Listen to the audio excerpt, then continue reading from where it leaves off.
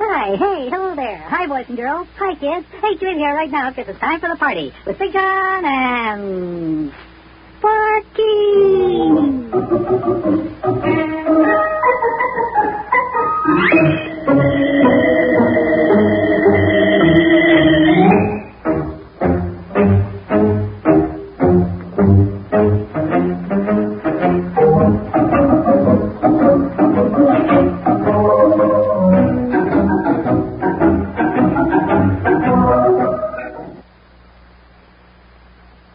And now, boys and girls, it's time for the further adventures of Big Jon and Sparkie.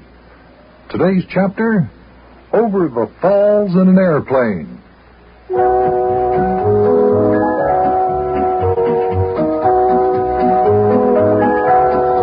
We were escaping from the dread Mungunzi pygmy tribe in Africa in Captain Squinty's airplane. Captain Squinty and Coco Joko and the rest of the native boys had gone back to camp in their jeep, and we were going to fly away from danger. But as we got out into the lake, we discovered that we were out of gas. Meantime, the airplane was drifting out of the lake into the rough Congo River and heading for the falls. You can imagine our almost terror when we thought we were going to go over the falls in our dead airplane.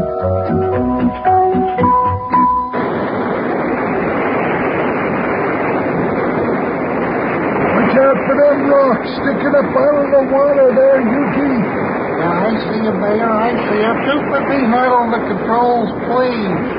We're turning sideways. We're turning sideways. No, we're not.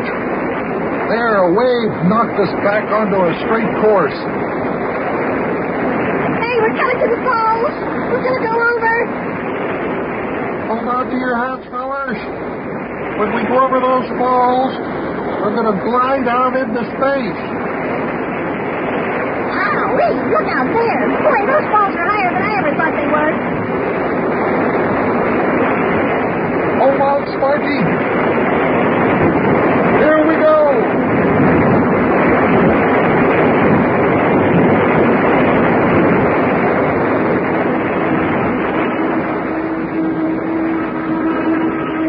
Look at us, we're gliding. We're gliding. We're gliding through space. Oh, boy. Oh, we made it. Oh, was I holding my breath.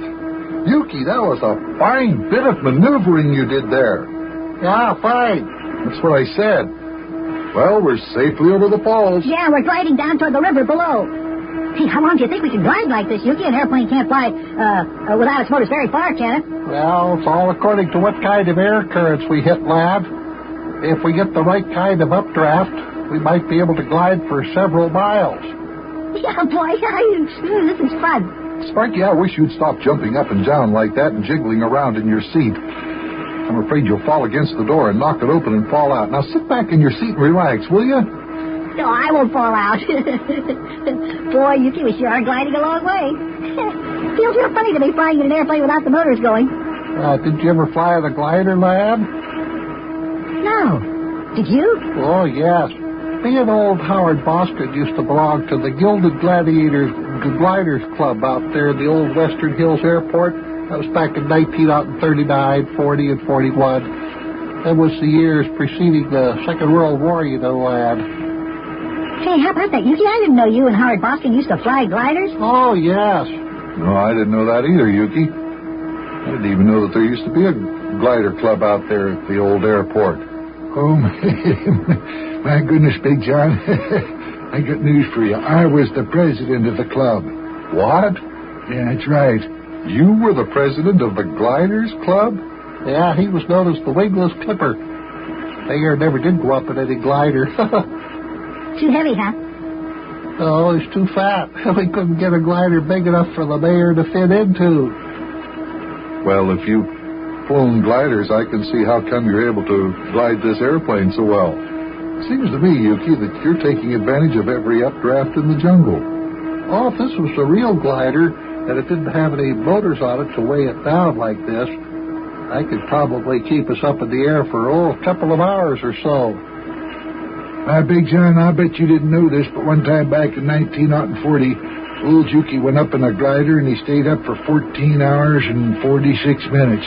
Yeah, the only reason I came back down was because I was getting hungry. I ran out of sandwiches, chocolate bars. Line.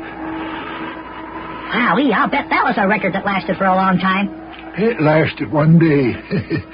In fact, not even one day. The very next day, your very good friend, old Howard Boskin himself, went up in that very same glider and stayed up for 16 hours and 44 minutes. Well, what do you know about that? Oh, boy. Howard Boskin stayed up for 16 hours and 44 minutes. Yeah, the only reason he came down was because the joystick, that's what they call the stick you steer the glider with, lad. The only reason he came down was because the joystick stuck.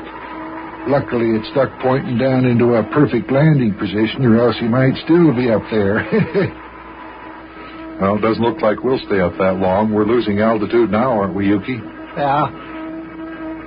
It's these motors on this here airplane. They weigh it down too much. If this was a regular glider, well, I could glide us all the way back to Basoko. It's only 22 miles, you know. Wowee. Are you going to land on the river, Yuki? Yeah, that is right, lad. In fact, we have to land on the river. As if we want to get back to Basoko, we'll just float downstream with the current. How far do you think we've glided in the air, Yuki? Well, about 5 miles, I'd say, Big John. Well, that means we're about 17 miles upstream from Basoko. It won't take us too long to float that far with the current. Well, here we go. We're going to land on the river.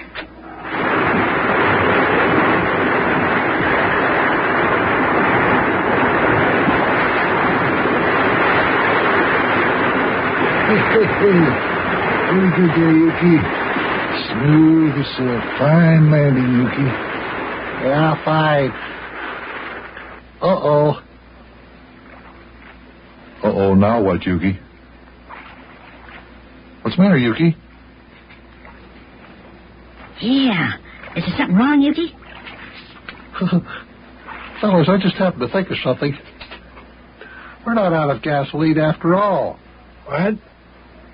I forgot all about the emergency gas tanks in this airplane. See, all I have to do is throw this switch and we could use the gasoline in the emergency tanks. Oh, imagine that. Yeah. Very funny. Very funny, Yuki, but what's the matter with you anyway, you dumb cuck? Do you realize you risk our lives needlessly going over them there falls in this here airplane? Now, Mayor, don't be too harsh on Yuki. After all, he's not used to this plane. It's Captain Squinty's and he just bought it. Sure. Anybody can make a mistake. Well, that's just I threw the switch. Fine. We're all set to use the gasoline in the emergency tanks. Now let's see if the motors start.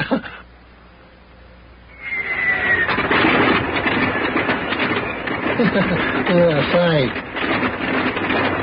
Now, what would you give for a thing like that? Well, may as well take off and fly back to Basoko. Here we go.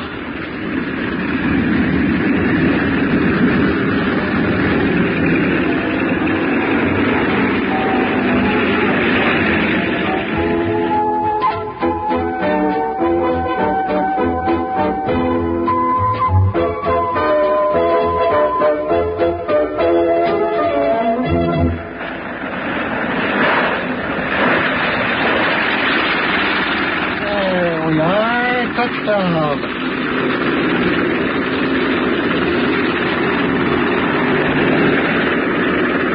We finally made it. Yep, here we are back at Basoko. Now, Sparkie lad, you take this line, jump out onto the shore and tie us up to that there tree. Will you do that? Okay, Yuki. Well, Buster, here we are back where we started from. Where do we go from here? Do we do more big game hunting or what? Well, I don't know. I was thinking the same thing, Mayor. What do you think? Well, I don't know, Big John. I was thinking, You know, Mayor, I hope you've got in your mind what I have in my mind. Do you want to go home? Well, I was thinking I should go back home. After all, I am mayor of the town. I got a few official duties to take care of. Yeah, I was thinking I better be getting back home, too. I can't stay away from a taxi cab business too long. Well, we all want to go back home, but now the big problem is, how do we talk Sparkie into it? I don't know, Buster. That is going to be tough. Well, what do we do if the lad doesn't want to go back home? I don't know. What do we do? I'm quite sure he won't want to go back. Well, I sure wish we could talk him into going home, too. Yeah, so do I, but I'm afraid it's going to be a tough job. You don't know how much he likes something like this. Well, Yuki, I got the plane all tied up to the tree, okay? Say, Sparkie, there's something we'd like to ask you. You see, what do you want to ask me, Big Jon? Well, we were talking and, Mayor, you tell him. Well, you see, lad, it's like this. We thought, you tell him, Yuki. Yeah, well, we were kind of wondering, Sparkie. We were just kind of wondering... Well, what's the matter? Well, lad, we're sort of wondering, do you want to keep on hunting big game real bad? Oh, do you mean you still want to stay here in Africa? Well, if you want to stay, I will. But I tell you, I'm getting awfully homesick for Charlie Clammerding and Maxie Finster and Rabbit Ears McKeester and the Wonderlick Twins and Globby Globbenstraddle and all the rest of the guys in my club. Well, if you insist, we'll... Wait a minute. Do you mean, lad? You mean you want to go home, too? Well, what do you think of that? Boy, oh boy, oh boy, oh boy.